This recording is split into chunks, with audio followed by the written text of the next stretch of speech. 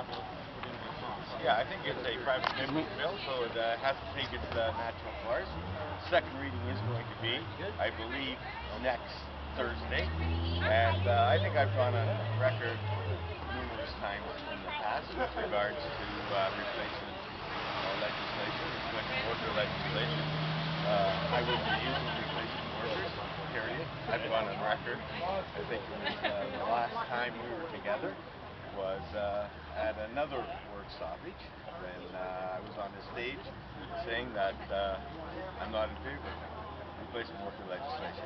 Now, having said that, there is a process in place, and next Thursday there will be a second reading vote. If it goes past second reading, it will be then at the discretion of the House leaders as to how that legislation will proceed. Okay?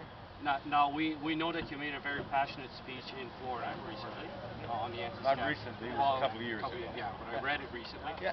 And you were supported the anti-scab law. That's during that replacement, speech. yeah. Okay. So I'm expecting next week you'll probably vote in favor of that second reading. The problem with expecting that is that next Thursday I'll be out of the country, so that will be impossible to There's be. no proxies? No, there isn't No. any proxies. No. I think France is right behind you, and she will tell you that there's no proxies. Having said that, let's be perfectly honest.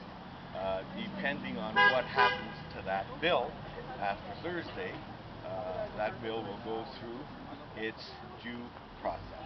And if in fact the due process involves public hearings, etc., it could. The private members bill, folks. I introduced more private members bills than any other member in the history of the Ontario legislature. So I am very familiar about what private members bills end dates are. Some are successful, some aren't. So if in fact it does come back at the end of the process, then there will be an opportunity for third reading. Rick, why doesn't your government just change the legislation yourself? Why do you need a private member's bill? No, so that's you know what, and that's a legitimate question. It's a question that I asked the Minister of Labour. Is there an intent on the part of our government to introduce replacement worker legislation? The answer is no. Why is that? Because that's obviously not on the agenda of the government at this point in time. But it's on the agenda of your community, of your constituency. There's absolutely no question about that. However, you're asking about what the government legislation is, what the government agenda is with regards to that, and at this point in time, it's not on the agenda to be introduced. Now, Rick, for this community, it's very important for the second reading to pass. It's very important. Now, you will not be around, obviously, next week. No, I didn't say next week. No, but I mean for the reading, for the vote on the bill. So, what's your plans on promoting your idea of to your constituents that the other Liberals that are going to be there to be able to vote? Well, obviously, I think Franz will tell you it's private members' hour. First of all, I would suggest, by its very definition, private members is an opportunity for those members that aren't cabinet ministers to introduce legislation, and that opportunity would be presented, that ideas from private members with regards to legislation, that opportunity to debate it, and individual private members. It isn't whipped.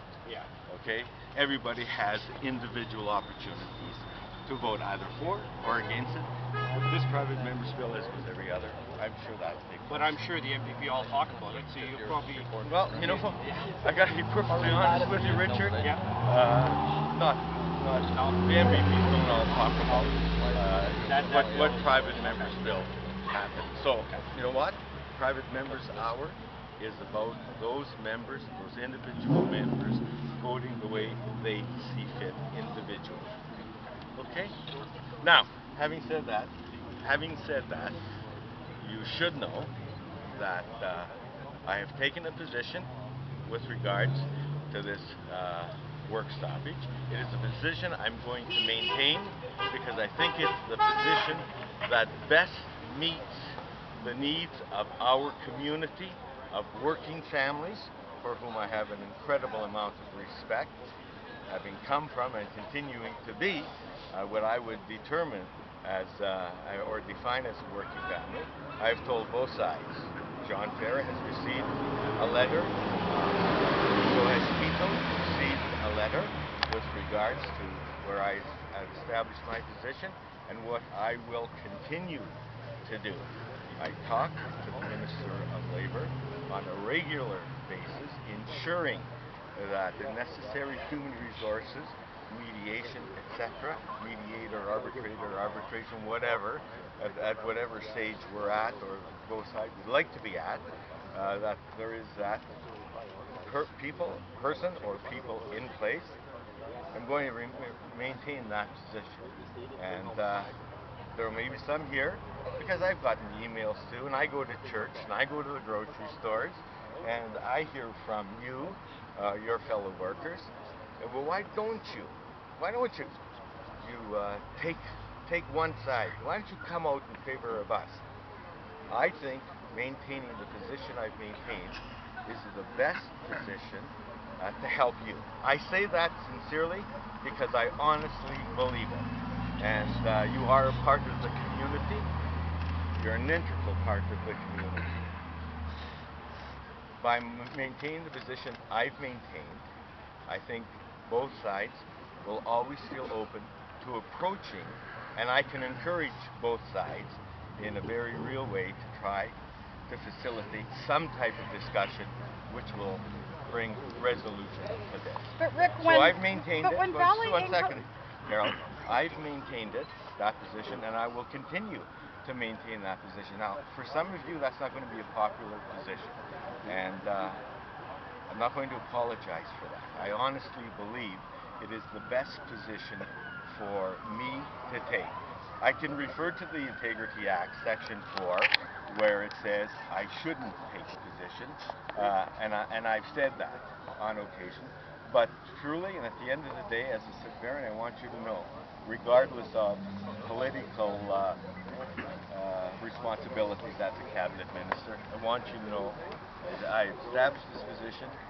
It is the position I will continue to establish or maintain is because I think that's the position that will hopefully bring both sides back to the table. You know there's a lady across the street that is selling hot dogs. Strata was sold to a foreign company. She gave us hot dogs. That's what she's reduced to. Her husband now is off work, laid off by a company that the government's allowed to sell off. And here we are. Now we're eating hot dogs from somebody that's just in our position.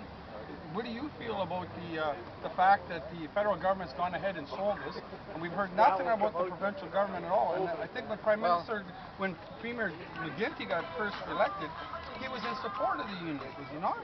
Well, listen, just so that for clarification purposes, and not to be argumentative, because you're not here to argue, and nor am I. You're saying that the provincial government doesn't care or didn't care. I've got to be perfectly honest. At the time, I was the Minister of Northern Development and Mines. Ontario put forth what they believed should be in a final agreement that would ensure that the Ontario position is protected. And so we put that ultimately and finally. We know that it was the federal government that determined, under the Act, determines whether or not the sale is going to take place. But I don't know that it's entirely fair or entirely accurate to say that the provincial government didn't care or doesn't care. We see nothing in the papers about it, so that's why we're asking. You know, you're elected from Sudbury to represent us.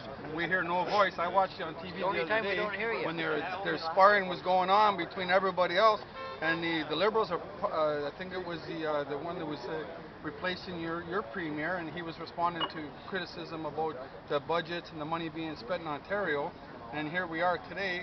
Ontario is in the worst shape it's ever been in, and we're on strike. And you know, it just seems like we don't hear nothing. And like everybody else here, we all pay our tax dollars.